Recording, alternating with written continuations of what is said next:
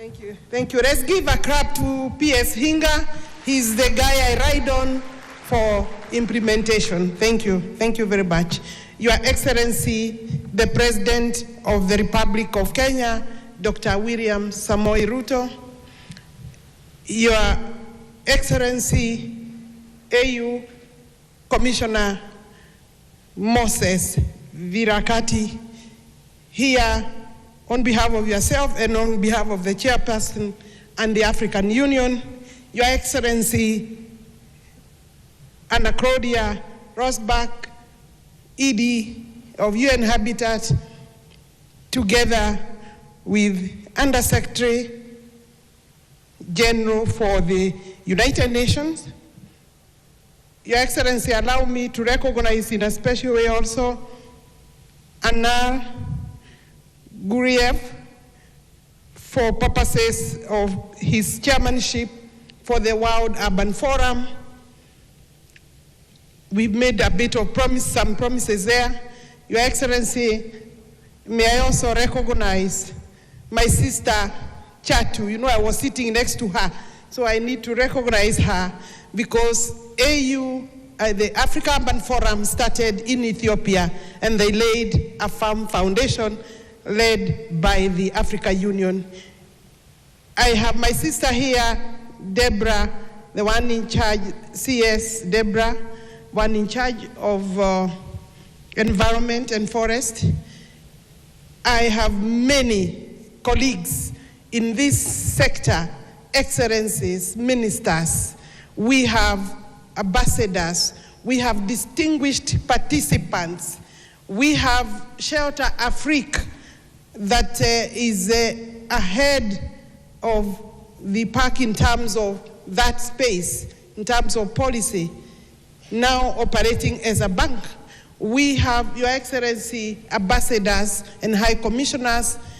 I will leave it there, but I want to welcome Your Excellency.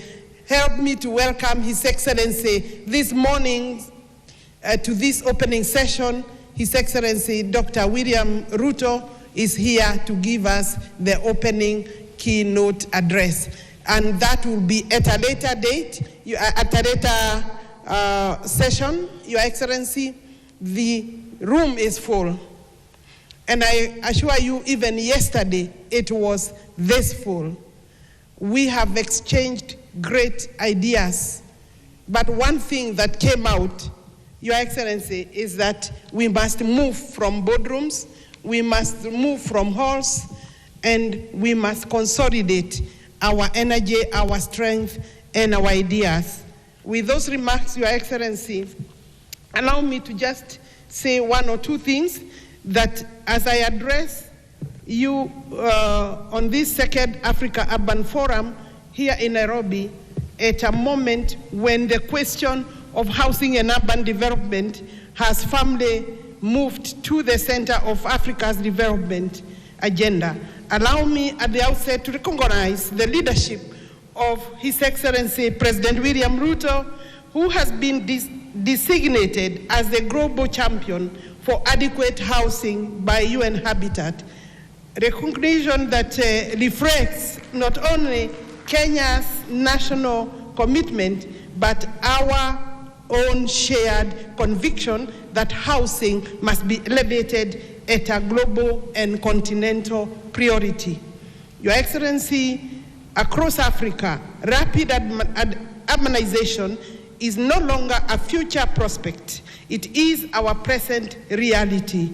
Yet, unlike previous global urban transitions, ours is unfolding under conditions of constraint, limited physical space, growing populations, climate change and vulnerability, significant infrastructure deficits. The list is long. This presents us with a dual reality. On the one hand, our cities are engines of growth, innovation, and youth employment. On the other hand, without deliberate and coordinated interventions, they risk becoming centers of exclusion and institutional centers of inclusion and vulnerability. It is within that context, Your Excellencies, that Kenya has made a deliberate and strategic policy choice to place housing as one of our priority areas in our national development agenda under the leadership of His Excellency. We have recognized that housing is not simply a sector. It is a system that connects land, infrastructure, finance, labor, and markets. A system that, when structured effectively, unlocks an economic activity across multiple value chains, going from construction, manufacturing, and also service delivery. The local enterprise, therefore, becomes a beneficiary, and as such, such a system, when scaled up, is able to deliver both social outcomes and economic transformation. Excellencies, our approach to provision of adequate housing in Kenya is anchored on 3 key pillars. First, we have prioritized policy and institutional alignment, ensuring that housing delivery is coordinated through a whole of government approach that integrates planning, financing, and implementation. Indeed, our financing is a local solution. Second, we are advancing innovative financing mechanisms and leveraging public resources to crowd in private capital, structuring blended finance solutions, and creating predictable funding streams to support delivery of scale or at scale.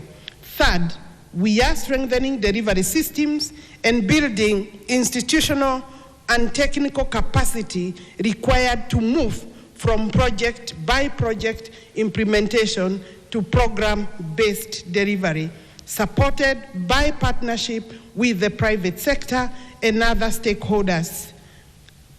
Through this approach, we are not only delivering housing units, the figure now stands at close to 300,000, but are also building an ecosystem that supports job creation for our youth, strengthens local industries, and expands access to dignified living conditions for our citizens. Excellencies, while we are encouraged by the progress we are making, we are equally clear that no country can address housing challenges in isolation. It requires stronger partnerships between governments, development institutions, and financing partners. The private sector is key player, and communities must not be left behind.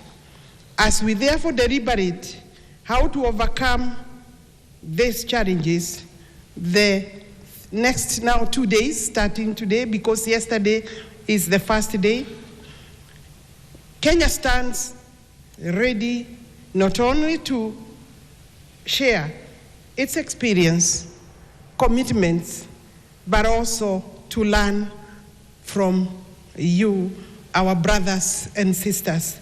We believe that solutions we are building together must be adaptable, scalable, and rooted in African realities. But my brothers and sisters, as countries, I want to tell you, for the success story for Kenya to reach where it has reached, it has taken the President of the Republic of Kenya to do the heavy lifting. And the heavy lifting is both social, economic, and political. We have had very strong support from the legislature, but the political class, for obvious reasons, unhealthy competition, has not been that supportive. And I mean the one outside the one government approach and the broad-based government. So, for you to go the road Kenya has gone, you need the highest political goodwill. And Your Excellency, Kenya is privileged to have you. The courage my governor in Nairobi has talked about is unparalleled. But that is something we can also share. His Excellency is not just a champion in Kenya. You have heard the platforms that he is leading, and we want to encourage you, Your Excellency, because this space is not new.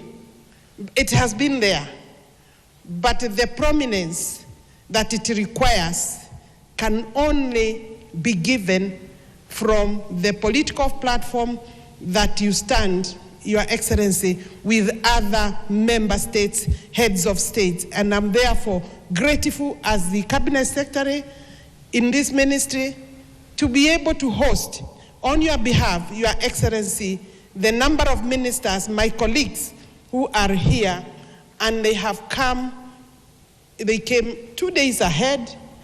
They have enjoyed part of Nairobi. They are yet to go to the rest of the spaces.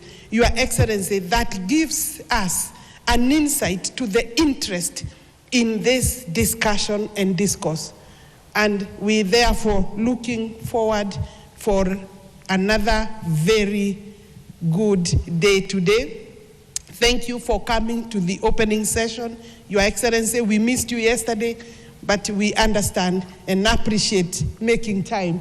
I will then ask Mike to help us with the next session, where Your Excellency will be possibly speaking from your heart.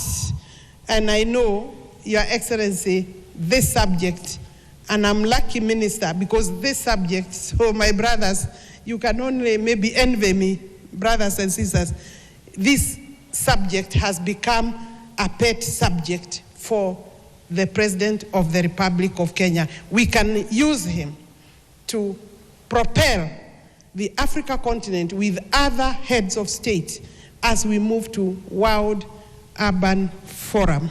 Thank you very much.